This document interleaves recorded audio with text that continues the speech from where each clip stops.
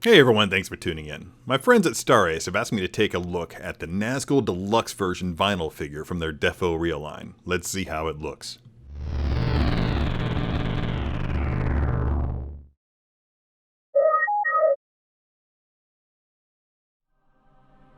Alright, let's take a look at the packaging. Now the first thing you'll notice is this attractive window that allows a view of the figure within. It's not going to look like that when you get it. The figure comes wrapped in plastic that I've removed for this portion of the video.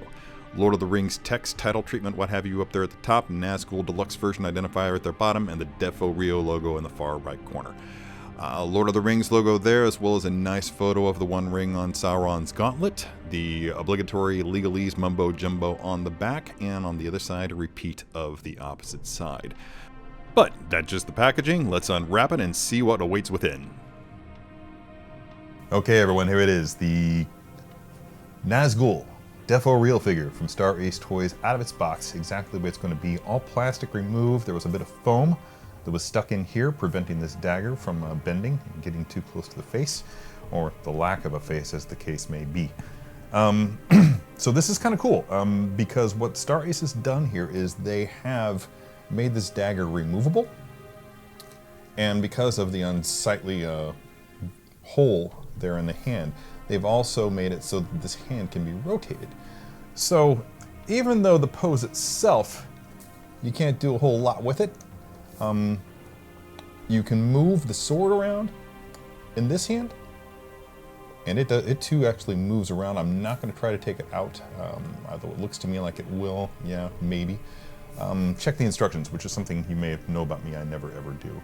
But you can maneuver the sword around just enough and this hand around just enough to provide a little bit of difference in the figures if you chose to have more than one, so that you would have this guy being, say, the Witch King of Angmar in Nazgul form, considering I believe that's meant to be the dagger with which he stabs Frodo. And for the rest, you can just have them kind of in a similar pose, but move them around a little bit, rotate one this way, rotate one that way, and you can have a nice, cool little trio of Nazgul, if that's what you choose. Now, this base, this weathertop themed base that he comes with, is pretty slick. It's got a really cool gray paint motif going on with some overlays of green moss coloring going on there, just a little bit of a green wash to give it that weathertop look. I really dig it. Again, Defo-Real, actually, designer toys in general aren't necessarily my jam historically. I have, in recent weeks, begun to pay closer attention to them, and the Defo-Real line is one of the more unique ones that I've seen coming down the pipe.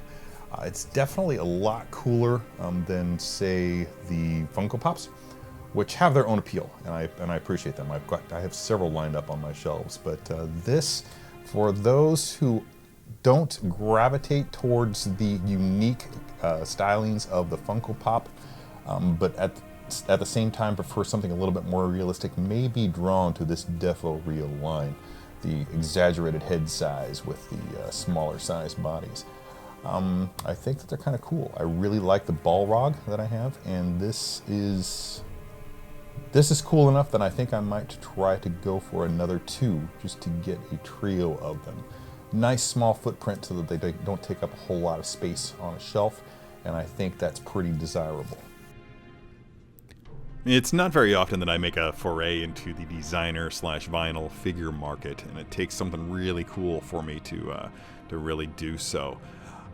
The Nazgul are that's a class of character that has really haunted me for the majority of my life, since my early teen or even preteen years. So just having one more version of these in my collection has been kind of cool.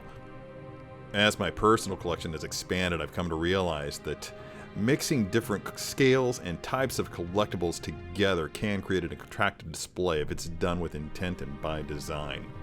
Just imagine kind of blending three of these guys at the feet of, say, a quarter-scale Sauron and have it next to a 6-scale mouth of Sauron, and you'll see that it's kind of like blending the surreal qualities of the Defo-Real figures with the hyper-realistic qualities of the larger scales. At any rate, that's about it. Hope you've enjoyed this video, and as always, until next time, be good to your plastic. Well, that one wasn't very long, was it? If you liked what you saw, hit that subscribe button, and if you're really hardcore, ring that notification bell and you'll be sure to be notified every time a new video is posted. Thanks as always for tuning in to watch the video, and as always, be good to your plastic.